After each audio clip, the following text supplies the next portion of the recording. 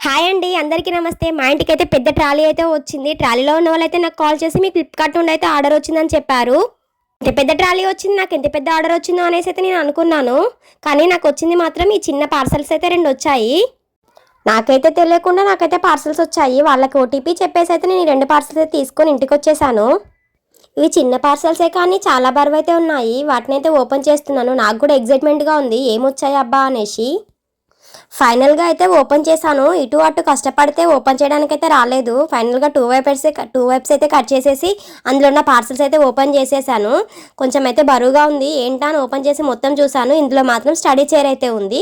So ఇది study చైరే కాబట్టి ఇంకో పార్సల్ కూడా స్టడీ చైరే ఉంటుంది. ఫైనల్గా అయితే ఓపెన్ చేశాను. నాకు ఎవరు పెట్టారో తెలీదు. ఎవరు పెట్టారో అని చాలా ఆలోచించాను. ఆలోచిస్తూ వాట్సాప్ చూస్తూ ఉంటే నాకైతే ఒక సబ్స్క్రైబర్ అయితే మెసేజ్ చేశారన్నమాట. హాయ్ అక్క, నేనైతే మీ పిల్లల కోసము ఈరోజు జషు బర్త్డే కదా అక్క, జషు బర్త్డే కోసం అయితే నేను స్టడీ చైర్ అయితే బుక్ చేశాను అక్క.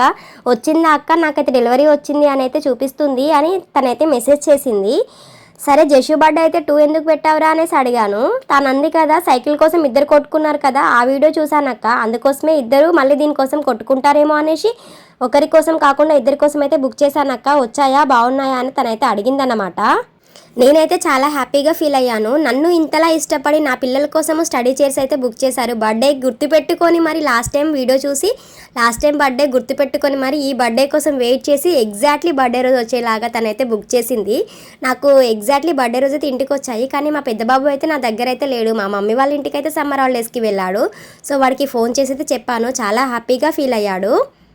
ఈ స్టడీ చైర్ అయితే హోంవర్క్ చేసుకోవడానికి చాలా బాగుంటుంది. దానిపైన ABCDలు 1 2 3లు ఫ్రూట్స్ అండ్ వెజిటేబుల్స్ కూడా ఉన్నాయి. హోంవర్క్ ఎవరైతే చేసుకోరో ఆ పిల్లలకి ఇది ముందు పెడితే చాలా దాన్ని చదువుకుంటూ చూసుకుంటూ హోంవర్క్ అయితే చేస్తారు. మా చిన్నోడైతే ఇంకో చైర్ పైన కూర్చొని ఫోన్ అయితే చూస్తున్నాడు. వచ్చిన గంట సేపు అయితే దాన్ని అయితే వదలలేదన్నమాట. చాలా హ్యాపీగా ఫీల్ అయ్యాడు వాడు కూడా. సో అన్నకోటి నాకోటి అన్నాడు. సో ఇంకో చైర్ పైన కూర్చొని ఎలా చదువుతున్నాడో మీరే చూడండి. చదువు ABCD చదువు. ఇది చూడు చేసు విష్ సారీ.